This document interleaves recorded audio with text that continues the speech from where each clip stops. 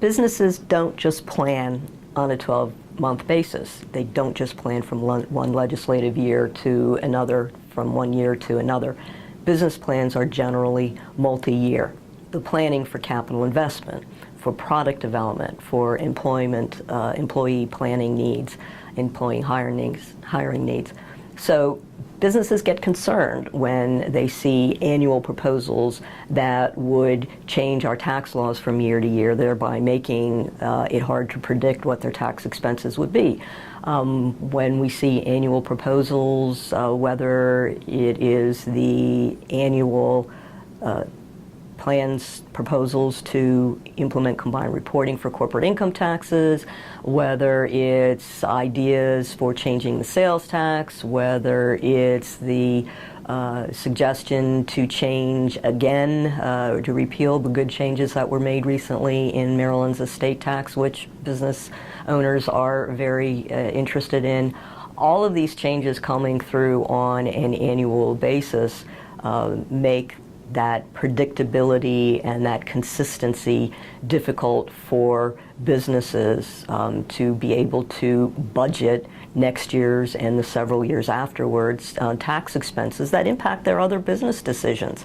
So we are very much looking forward to the results of the work of the Augustine Commission over the last several years, looking forward to the Augustine Commission reports, and to our governor and legislators being able to make some positive changes to our state tax code that can stay there and will not only make Maryland competitive from a tax policy perspective, but also make us competitive in terms of the predictability that businesses will know for several years out how to calculate what their tax expenses in Maryland are going to be, how to predict what the consistency of their calculations will be so that they can budget, so that they can plan their capital investment and their hiring needs in Maryland, thereby making it easier for them to increase their activities in Maryland and to know what the results of their expansion in Maryland will be, thereby making us more competitive. I think that's probably a little difficult to predict at this early juncture. I have the privilege of serving on the Ways and Means Committee on the House of Delegates, so we deal very directly with primary jurisdiction over all of these tax issues, and it's a little hard to predict right now.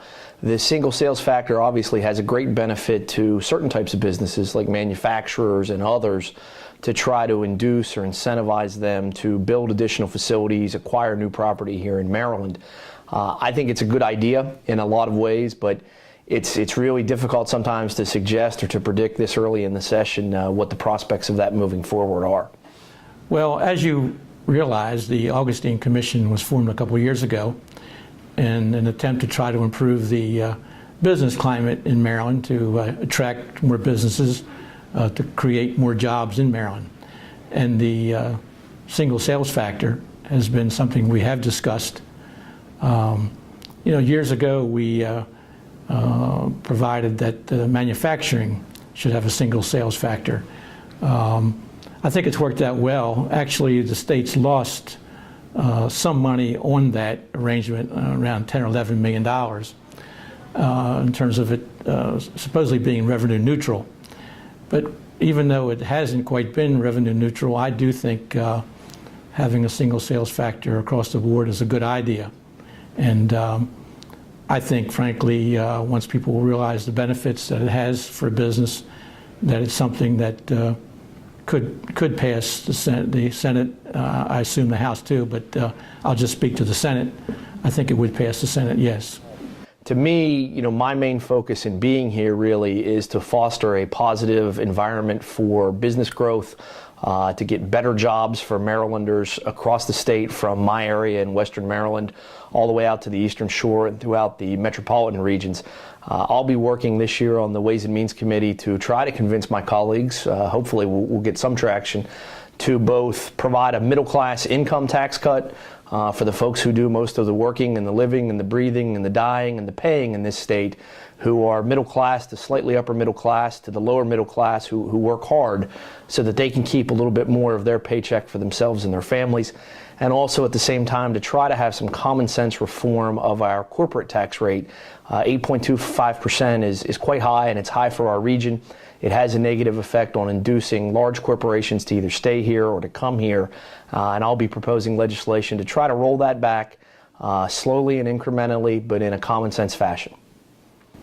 Well, I just want to say that I think Augustine is going to put forth several ideas that would be very positive in terms of the business climate. Again, as I said earlier, I think the real question will be how do we afford to do all those things when you're competing against other interests in the budget that are certainly worthwhile, education, human services. So I think that's a question, what to pick at the priorities that we think offer the best opportunities for Maryland business and try to put those forward. Thank you.